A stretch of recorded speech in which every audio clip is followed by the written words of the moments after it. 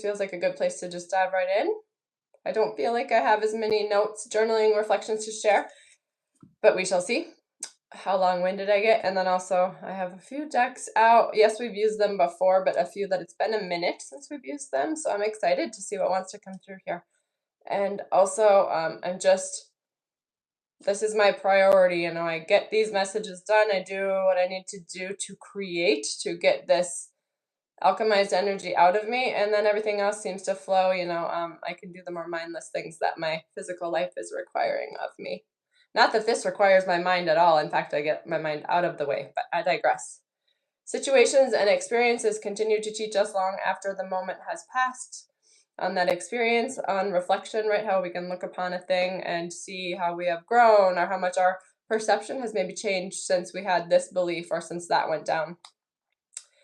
And this is a completely different way of being for us, a softer, deeper, more meaningful existence, because we have that lived experience. So we have more wisdom in our tool belt on what truly matters, what's valuable, what's long-lasting, sustainable, all of that.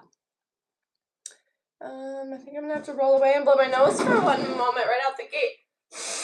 I was so focused on all these other things, I forgot to blow my nose first. But, okay. Let's get back into it here. Another only seems to be resisting me. They also have the potential to set me free. Let's begin that again now that I've caught my breath and finished blowing my nose. So yes, another only seems to be resisting us, right? They also have the potential to set us free based on what we are believing about them. And again, that's on playing around with our perception. And we have the opportunity to...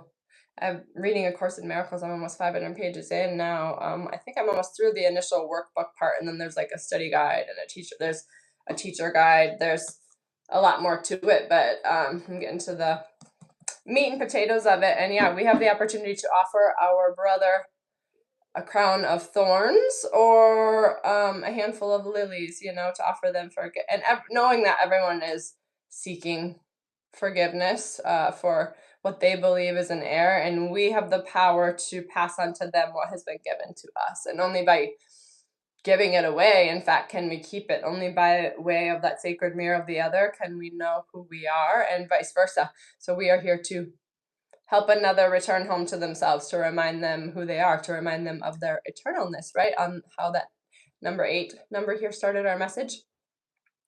But yeah, play around with your perception, what you're expecting of another, and how if you switch your perception, how what you receive back from them shifts as well.